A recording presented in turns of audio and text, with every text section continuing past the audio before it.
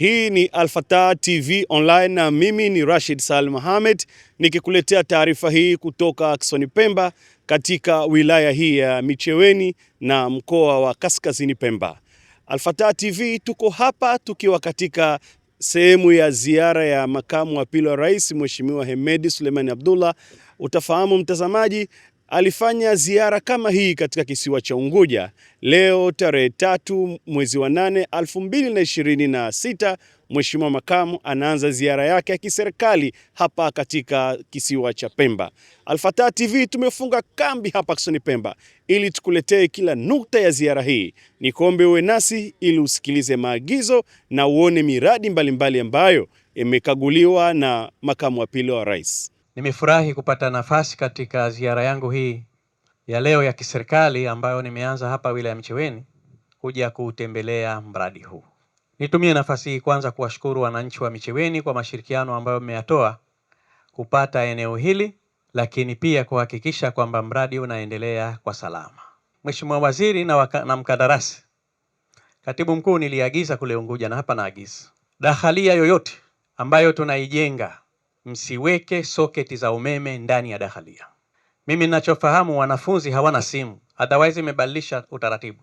Eneo la kupiga pasi najua ndio watasema wanapiga pasi wapi. Ekeni eneo maalum ambalo litasimamiwa na wasimamizi wa dakhalia, liwe ni eneo maalum la wanafunzi kupiga pasi, sio kwenye vyumba vyao. Kila siku tunapata matukio, chumba kimeungua, kuna moto umeingia.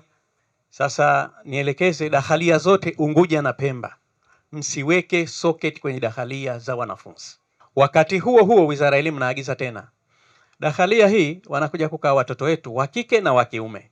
Sawa Eneo hili lote liko wazi. Simeliona hivi? Kweli tunakuja kuweka watoto wa kike hapa na wa kiume, halafu hapa pako wazi, barabara iko hapo. Sawa?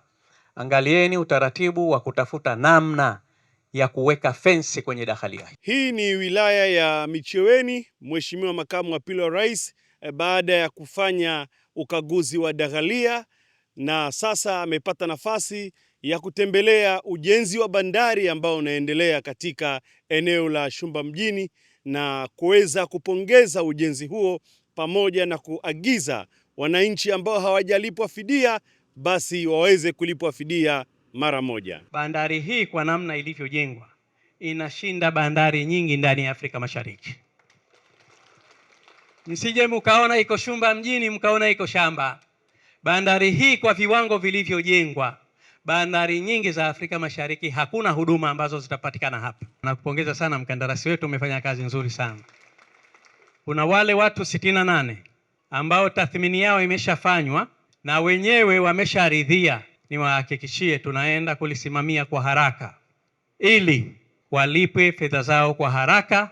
Maelekezo ya Daktari Hussein Mwinyi, kila anayestahiki kulipwa kwa mujibu wa sheria, hakuna mtu atadhulumiwa hata shilingi moja. Mheshimiwa ameweza kupitia miradi mbalimbali, lakini pia eneo hili la Konde ameweza kukagua mahakama ya wilaya hapa na kuweza kutoa maagizo kwa mkandarasi, lakini pia ameweza kufanya ukaguzi wa barabara ya Konde Makangale, na kama unavyoona hapa nipo katikati ya msitu wa Ngezi. Barabara hii ipo katika hatua za ujenzi na sehemu za barabara hii tayari mkandarasi ameshaiweka lami. Na hapa makamu wa pili wa rais anawaasa vijana hasa na madereva wa bodaboda juu ya kuwa na umakini katika kuzitumia barabara hizi. Kwenye eneo hili maelekezo yangu ni mawili. Kwanza ni muelekeze mkandarasi, leo ni tarehe 3, si ndivyo? Mpaka ikifika tarehe 30 mwezi huu jengo hili liwe limekamilika kwa 100%. Sasa ningependa mahakama hii kamilike, taratibu nyingine ziendelee. Lakini jambo la pili, kwenye eneo hili, ndugu zangu wananchi, muendelee kutoa mashirikiano. Najua wananchi wa Konde wametoa mashirikiano makubwa sana kwenye ujenzi wa mradi huu, lakini muendelee kukamilisha mashirikiano haya ili mahakama yetu hii ikamilike na sasa waweze kufanya kazi katika mazingira mazuri kama ambavyo tumejionea. Mimi si mgeni wa huku, lakini ilikuwa kufika huku ni shida kwa sababu ya mazingira. Leo nimepita barabara kwenye msitu ule wa Ngezi. Ile barabara tulikuwa tunakuja tunapishana katikati, mwenzako huwezi kumpisha, inabidi urudi mpaka kituo cha mwisho apite yeye halafu upite wewe. mazingira hayakuwa rafiki kabisa. Nitumie nafasi hii kwa dhati kabisa kumpongeza sana na kumshukuru Daktari Hussein Ali Mwinyi. Tunaotumia barabara hii, tutumie barabara kwa uangalifu sana, vinginevyo tutajisababishia athari.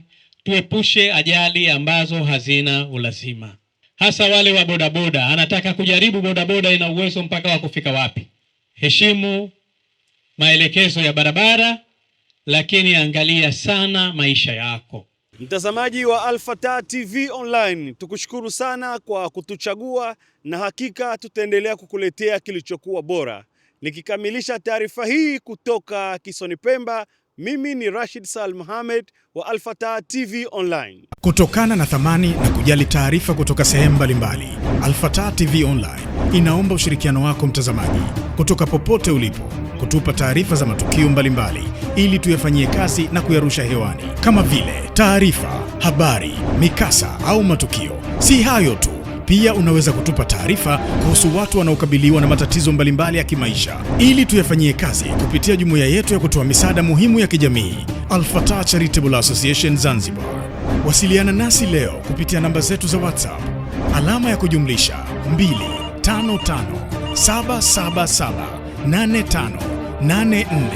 25577858490. Wasilisha kwetu leo, tuifikishe kwa jamii leo. Al-Fatah TV Online, dira ya umma.